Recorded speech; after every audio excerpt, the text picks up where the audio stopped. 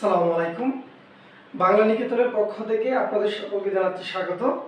আজকে আমরা কারকের কয়েকটি বাক্য নিয়েছি, যে বাক্যগুলো বিভিন্ন পরীক্ষায় এসেছে এবং এগুলো প্রায় একই রকম।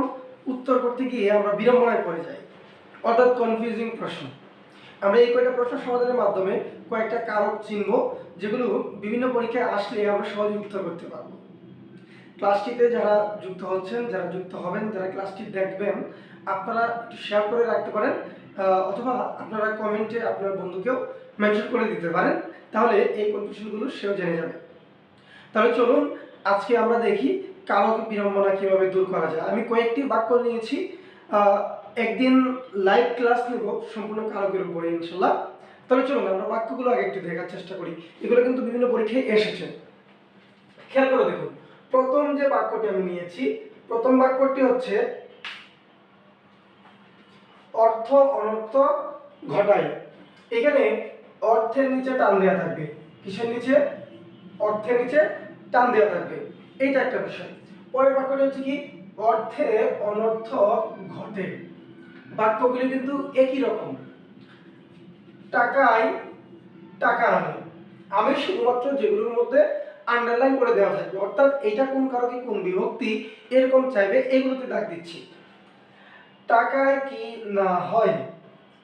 টাকায় সব হয়, টাকায় অসাধ্য সাধন হয়। নিচে আরেকটি বাক্য নিয়েছি, কপুল ভাসিয়া গেল নয়নের জলে। কপুল ভাসিয়া গেল নয়নের জলে। আমি যেগুলো মার্ক করে দিয়েছি, এই শব্দগুলোকেই কারক নির্ণয় করতে বলে। তো কারক জিনিসটা কি? আমরা কিন্তু কারক বুঝতে গেলে অনেক সময় একটা সংজ্ঞা মুখস্থ করে ফেলি, তাই না? এই সংজ্ঞা মুখস্থ করার কারণে সমস্যাটা হয়।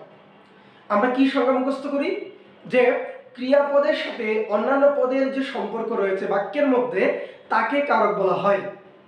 বিষয়টা এরকম না, এটা আমরা মুখস্থ করে ফেলি, সেজন্য সমস্যা।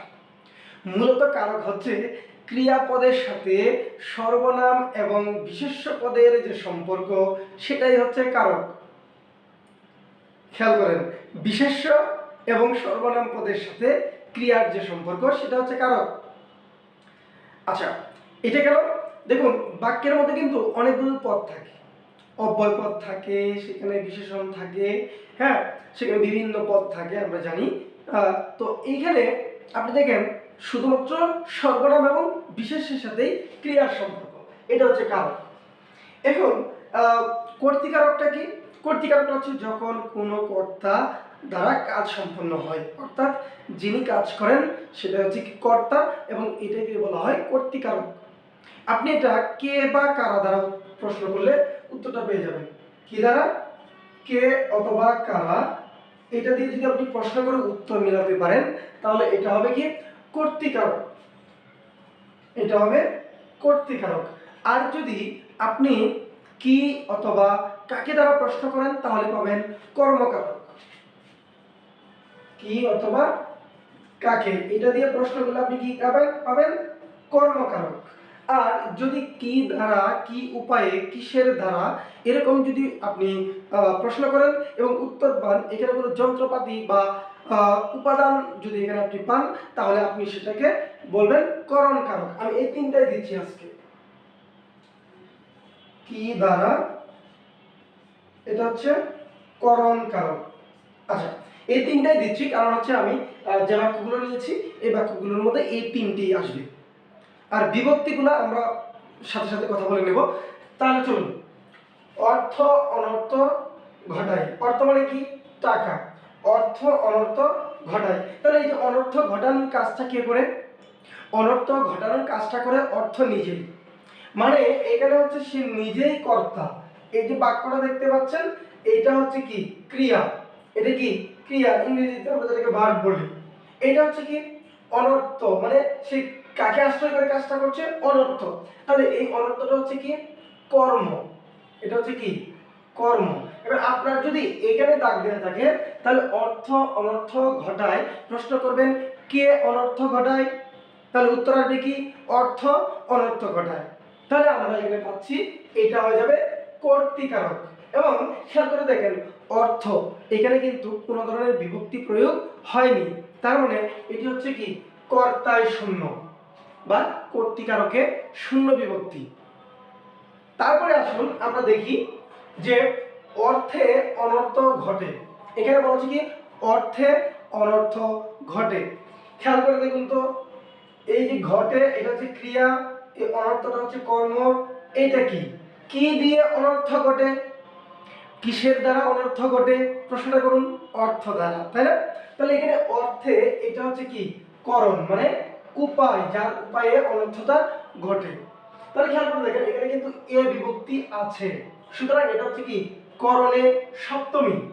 তাহলে দুটি বাক্য প্রায় একই রকম হলেও তার অবস্থান, তার বিভক্তি এগুলোর কারণে কিন্তু কারকটা ভিন্ন হয়েছে।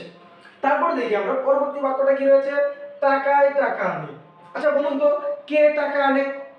টাকায় টাকা আনে, এখানে আনার কাজটা করছে কে? টাকা। তাহলে এই টাকাটা হচ্ছে কর্তা। তাহলে এটা যদি কর্তা হয় এবং এখানে কি আছে অন্তস্থ অ, আমরা জানি সপ্তমী বিভক্তি কি অন্তস্থ অ এ তে। তাহলে এখানে খেয়াল করে দেখুন আমি অন্তস্থ অ পাচ্ছি, অর্থাৎ এটাও সপ্তমী, কর্তায় সপ্তমী বা কর্তৃকারকে সপ্তমী। পরবর্তী বাক্যটা দেখুন, টাকায় সব হয়। আচ্ছা এইটাকে কি আপনি প্রশ্ন করতে পারবেন কে সব হয়? না, আপনি এটা প্রশ্ন করতে পারবেন না। আপনার প্রশ্ন করতে হবে কি দিয়ে সব হয় অথবা কি দিয়ে কি না হয়, তাই না? তাহলে আপনি এখানে দেখেন এই দুইটা সেম একই জিনিস। টাকায় অসাধ্য সাধন হয়, কি দিয়ে অসাধ্য সাধন হয়? টাকা দিয়ে। তাহলে আমরা এখানে উত্তর করতে পারছি যে কি দ্বারা, কি উপায়ে, কিসের দ্বারা, এটা দিয়ে প্রশ্ন করে তিনটা দিয়ে আমরা উত্তর পাচ্ছি। সুতরাং এগুলো হচ্ছে কি করণ কারক। এবং দেখেন অন্তস্থ অন্তস্থ অন্তস্থ অর্থাৎ সপ্তমী, সবগুলো হচ্ছে কি করণ কারকের সপ্তমী। তারপরে বাক্যটা দেখি আমরা, কপুল ভাসিয়া গেল নয়নের জলে। এই কপুল মানে হচ্ছে গাল। আচ্ছা কি ভাসিয়া গেল? কপুল ভাসিয়া গেল, তাই না? কি ভাসিয়া গেল? কপুল। এখানে আমরা দেখতে পাচ্ছি কি দিয়ে প্রশ্ন করে উত্তর পাচ্ছি, সুতরাং এটা হচ্ছে কি কর্ম। এবং এখানে দেখুন কপুল, কপুল হচ্ছে মূল শব্দ, এর সাথে বিভক্তি যুক্ত নেই, সুতরাং এটা হচ্ছে কর্মে শূন্য, শূন্য লিখতে হয় না। কপুল ভাসিয়া গেল নয়নের জলে, যখন জলের নিচে টান দেয়া থাকবে আপনি প্রশ্নটা করুন যে কপুল ভাসিয়া গেল কিসের জলে, কি উপায়ে, কিসের দ্বারা, তাই না? আপনি কি উত্তর পাবেন? জলের দ্বারা, তাই না? তাহলে এটা কি করণ, এটা করণ। এবং এইখানে একটা এ বিভক্তি রয়েছে, এ বিভক্তি হলেই সপ্তমী, তাহলে এটা হচ্ছে করণে সপ্তমী। আমরা এই জিনিসটা দেখলাম এখানে যে করণ কারক কখন হবে, কর্ম কখন হবে এবং কর্তা কখন হবে। এই বাক্যগুলো যদি পরীক্ষায় আসে তাহলে আশা করছি আপনাদের আর ভুল হবে না এবং খুব সহজে মনে রাখতে পারবেন। আজকের এই ভিডিওটি দেখার জন্য আপনাদের সকলকে ধন্যবাদ জানাচ্ছি। বাংলা নিকেতনের সাথেই থাকুন। ধন্যবাদ।